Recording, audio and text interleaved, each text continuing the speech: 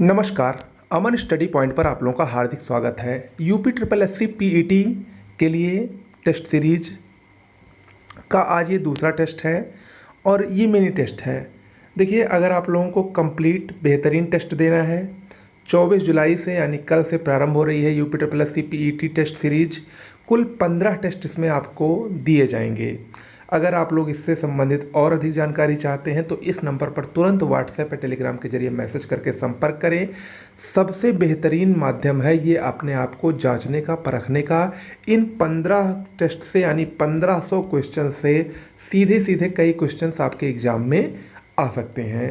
तो ये आपके लिए सुनहरा मौका है। अगर आप लोग सीरियस स्टूडेंट हैं तो एक बार इस नंबर पर इंक्वायरी करके और शीघ्र से शीघ्र जुड़ जाएं। ओके, चलिए शुरुआत करते हैं। पहला प्रश्न आज का है, सिंधु घाटी सभ्यता के बारे में कौन सा कथन सत्य है। यानी ये जो 4 कथन दिए गए हैं इनमें से आपको बताना है कौन सा सत्य है। आप लोग कथन देख लीजिए और कथन को देखकर आप लोग खुद डिसाइड कीजिए कि इनमें से कौन सा कथन सत्य है। देखिए, इसमें पहला ऑप्शन जो लिखा है, सिंधु लोग यानी सिंधु सभ्यता के लोग कपास का उत्पादन करने वाले पहले व्यक्ति थे, पहले लोग थे, तो यही बिल्कुल सही है। और ये गलत है, ये गलत है और ये गलत है। ओके, ठीक है, क्योंकि सिंधु लोग कुत्ता, बिल्ली और घोड़ों को बड़े पैमाने पर बिल्कुल नहीं पालते थे। सिंधु सभ्यता पश्चिम बंगाल में बिल्कुल नहीं फैली थी।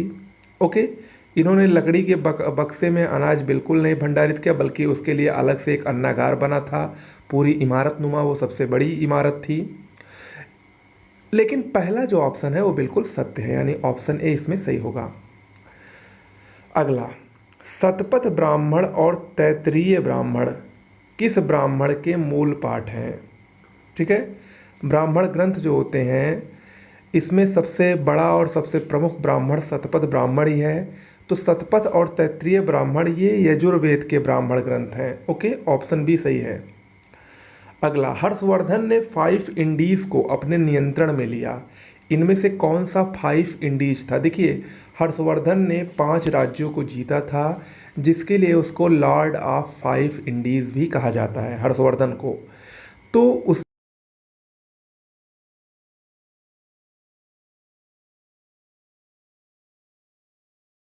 बंगाल, बिहार और उड़ीसा, ये 5 राज्यों पर हर्षवर्धन ने नियंत्रण किया था।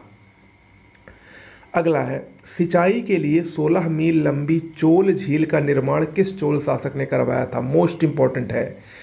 चोल शासक राजराज प्रथम का पुत्र राजेंद्र प्रथम, जब इसने गंगा घाटी का अभियान किया था, तो गंगा घाटी के अभियान को सफलतापूर्वक करने के बाद इसने बंगाल की खाड़ी को चोल झील में बदल दिया था, जिसको हम लोग आज बंगाल की खाड़ी के नाम से जानते हैं।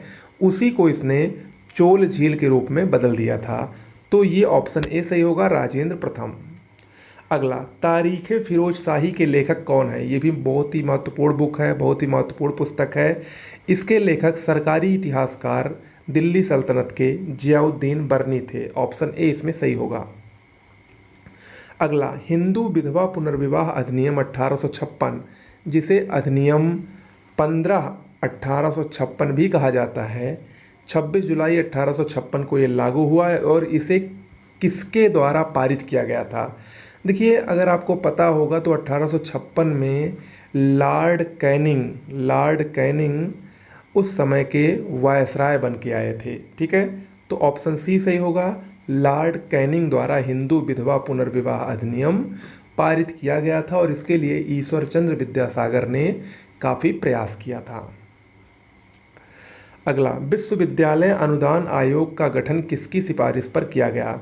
विश्वविद्यालय अनुदान आयोग यानी यूजीसी, यूनिवर्सिटी ग्रांट कमीशन, इसका गठन राधा कृष्णन आयोग की सिफारिश पर हुआ था, यानी डॉक्टर सर्वपल्ली राधाकृष्णन आयोग की सिफारिश के आधार पर 1956 में यूजीसी का गठन हुआ। ऑप्शन बी इसमें सही होगा।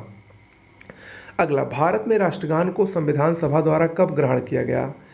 भारत में राष्ट्रगान को संविधान सभा द्वारा 24 जनवरी 1950 को ग्रहण किया गया। राष्ट्रगान जनगण मन अधिनायक जय हे, इसका टोटल गायन की जो अवधि है वो 52 सेकंड है। इसको सर्वप्रथम 1911 में कांग्रेस के कलकत्ता अधिवेशन में गाया गया था। ओके, अगला ये प्रश्न अच्छा है। सविनय अवज्ञा आंदोलन की शुरुआत के पहले वायसराय को गांधी जी का 11 सूत्रीय चेतावनी दिया गया था। इन चेतावनियों के संदर्भ में क्या सही है? पहला, रुपया डॉलर विनिमय दर को कम करना। दूसरा, भू राजस्व में 50% की कमी करना। और तीसरा, राजनीतिक कैदियों को रिहा करना। 4 कूट आपको दिए गए हैं, 4 ऑप्शन दिए गए हैं। चारों में से बताइए इनमें से कौन सा सही था जो गांधी जी ने सविनय अवज्ञा आंदोलन चलाने से पहले 11 सूत्रीय कार्यक्रम पेश किया था, 11 सूत्रीय अपनी मांगे रखी थी। तो इसमें से कौन सा सही है, कौन सा नहीं सही है? तो अगर इसमें आप लोग देखें तो ऑप्शन 2 और 3 सही है, यानी ऑप्शन बी सही होगा, 2 और 3। इसमें रुपया डॉलर विनिमय दर को कम करने की बात गांधी जी ने नहीं की थी, लेकिन भू राजस्व में 50% की कटौती और राजनैतिक कैदियों को रिहा करने की ये गांधी जी की प्रमुख मांगें थी। ओके, तो ऑप्शन बी इसमें सही होगा। अगला, भारत कला भवन कहाँ पर स्थित है? भारत कला भवन बनारस यानी वाराणसी में स्थित है, ऑप्शन बी सही होगा। अगला, लोकसभा में सदस्यों द्वारा निजी विधेयक पेश करने की सूचना अवधि क्या है? याद रखिएगा यहाँ पर निजी विधेयक। देखिए, लोकसभा का जो सदस्य है अगर वो निजी विधेयक पेश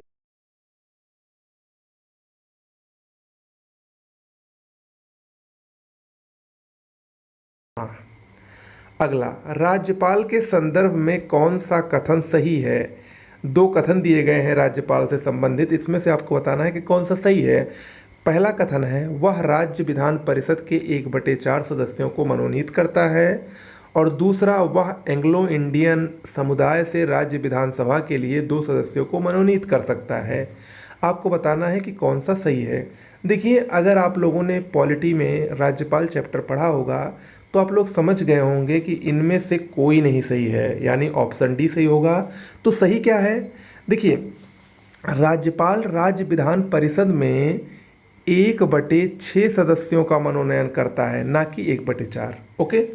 दूसरा, राज्यपाल एंग्लो इंडियन समुदाय से विधानसभा के लिए सिर्फ 1 सदस्य को मनोनीत कर सकता है। यहाँ पर 2 लिखा गया है, इसलिए ये भी गलत और ये भी गलत। ओके, चलिए आगे बढ़ते हैं।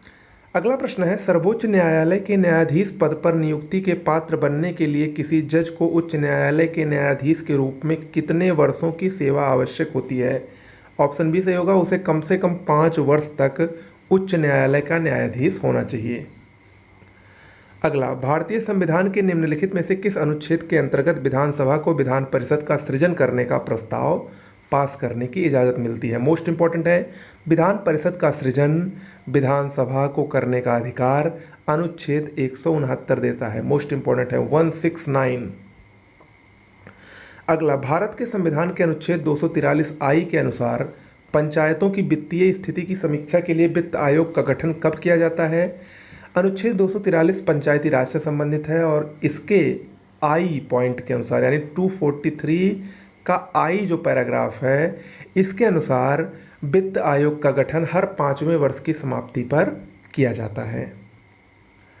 अगला, रोहतांग दर्रा भारत के किस राज्य में स्थित है? रोहतांग दर्रा हिमाचल प्रदेश में स्थित है। अगला, निम्न में से कौन सी नदी थार रेगिस्तान से होकर बहती है? देखिए, भारत की एकमात्र ऐसी नदी है जो स्थलबद्ध नदी है, यानी वो स्थल से ही निकलती है और स्थल में ही जाकर गिर जाती है, और वो है लूनी नदी। लूनी नदी अरावली श्रेणी से निकलती है और ये राजस्थान में बहते हुए ही राजस्थान से आगे जाकर ये कच्छ के रण में ही समाप्त हो जाती है, गुजरात में ही, और ये थार रेगिस्तान से होकर बहती है। तो ऑप्शन सी इसमें सही होगा, लूनी। अगला, मथुरा, डिगबोई और पानीपत में परिष्करण शालाएँ यानी तेल शोधन शाला किसके द्वारा स्थापित की गई हैं, जिसको रिफाइनरी कहा जाता है? ये मथुरा में भी है, डिगबोई यानी असम में, और पानीपत यानी हरियाणा में भी है। ये इंडियन ऑयल कॉरपोरेशन लिमिटेड द्वारा स्थापित की गई हैं। मोस्ट इंपॉर्टेंट है। अगला, ड्रांकिन्सबर्ग पर्वत किस राज्य देश में स्थित है? मोस्ट इंपॉर्टेंट है, ये पर्वत दक्षिण अफ्रीका में स्थित है। ऑप्शन सी सही होगा। अगला, निम्न में से कौन सी नदी विषुवत रेखा को 2 बार पार करती है? विषुवत रेखा को 2 बार पार करने वाली विश्व की एकमात्र नदी कांगो या जायरे नदी है। इसको जायरे नाम से भी जाना जाता है। ये अफ्रीका की दूसरी सबसे लंबी नदी है नील नदी के बाद। ओके, देखिए इसमें 3 प्रश्न मैं आपको यहीं पर बता दे रहा हूँ। 3 नदियाँ हैं जो इम्पोर्टेंट हैं। पहली तो यही हो गई, विषुवत रेखा को 2 बार पार करने वाली विश्व की एकमात्र नदी कांगो या जायरे नदी है। मकर रेखा को 2 बार पार करने वाली विश्व की एकमात्र नदी लिम्पोपो नदी है। नोट डाउन कर लीजिए। और ये भी ये भी अफ्रीका में ही बहती है। ओके, और कर्क रेखा को पार करने वाली विश्व की एकमात्र नदी 2 बार पार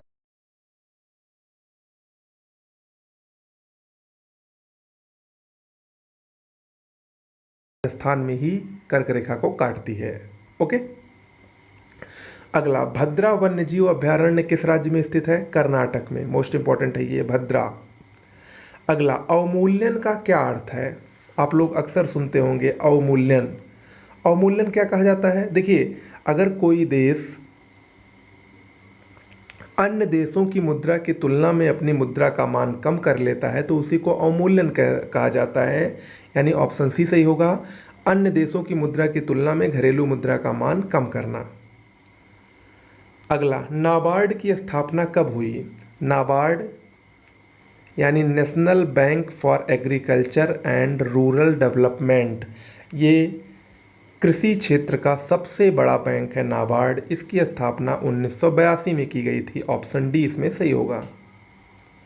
अगला, दृष्टि विकलांग हेतु राष्ट्रीय संस्थान निम्नलिखित में से कहाँ अवस्थित है? दृष्टि विकलांग हेतु राष्ट्रीय संस्थान उत्तराखंड की राजधानी देहरादून में स्थित है। ऑप्शन बी सही होगा। अगला, प्रसिद्ध चरकुला नृत्य किससे संबंधित है? अक्सर परीक्षा में पूछा जाता है। ब्रजभूमि उत्तर प्रदेश, ब्रजभूमि यानी मथुरा से संबंधित है। इसी में चरकुला नृत्य किया जाता है। इस नृत्य में महिलाएं सर पर घड़ा को रखकर नृत्य करती हैं। अगला, धमनियाँ यानी आर्टरीज वे वाहिनियाँ होती हैं जो कि, देखिए धमनियों में मैंने आपको साइंस में पढ़ाया था कि धमनियों का कार्य क्या होता है कि वे रक्त को, ब्लड को, रुधिर को हृदय से विभिन्न अंगों में ले जाती हैं। ओके, यानी इसमें शुद्ध रक्त बहता है धमनियों में। तो ऑप्शन ए इसमें सही होगा। अगला, प्रकाश संश्लेषण के संदर्भ में कौन सत्य है? 4 ऑप्शन दिए गए हैं। देखिए, प्रकाश संश्लेषण की क्रिया में कार्बन डाइऑक्साइड का अपचयन होता है और जल का ऑक्सीकरण होता है। ओके, यानी ऑक्सीडेशन होता है। अगला, ऊंचे भवनों के शीर्ष पर लगाए गए खतरे के निशान का रंग लाल होता है। ये एक दूरी से आसानी से देखे जा सकते हैं क्योंकि अन्य सभी रंगों की अपेक्षा लाल रंग जो होता है ये धुएं और कोहरे द्वारा कम प्रकीर्णित होता है। इसीलिए देखिए जो सिग्नल होते हैं वो लाल कलर के ही बनाए जाते हैं जिससे हमको बहुत धुंध में भी ये दिख सके, क्योंकि ये प्रकीर्णन इनका कम होता है, ये कम फैलते हैं। ओके, तो ऑप्शन बी इसमें सही होगा। अगला, निम्न में से कौन सी परिघटना सूर्योदय और सूर्यास्त के समय सूर्य का रंग रक्ताभ यानी लाल रंग प्रतीत कराती है? अक्सर आप लोग देखते होंगे जब सूर्य उदय होता है या सूर्यास्त होता है तो सूर्य का रंग लाल दिखाई पड़ता है। उसका भी कारण प्रकाश का प्रकीर्णन ही है। ऑप्शन बी सही होगा। अगला, निम्न में से कौन सा कथन अम्लों के लिए सत्य है? अम्ल खट्टे होते हैं, ये तो आपको ही पता है, तो यानी इसमें ऑप्शन बी या सी में से कोई सही होगा। तो और अम्लों की विशेषता और होती है कि वो नीले लिटमस पेपर को लाल कर देते हैं, तो यानी ऑप्शन सी इसमें सही होगा। ओके, तो ये आज के कुल 30 प्रश्न थे। आपका कितना स्कोर हुआ ईमानदारी के साथ कमेंट बॉक्स में लिखकर बताइए। और साथ ही साथ देखिए इसमें 30 प्रश्न हैं लेकिन आपको 15 फुल टेस्ट चाहिए, बेहतरीन चाहिए, तो टेस्ट सीरीज से अवश्य जुड़ें। बिना देर किए हुए कल लॉन्च होने वाली है, निश्चित रूप से आपको इसका सबसे अच्छा लाभ मिलेगा। ओके, आज के लिए इतना ही।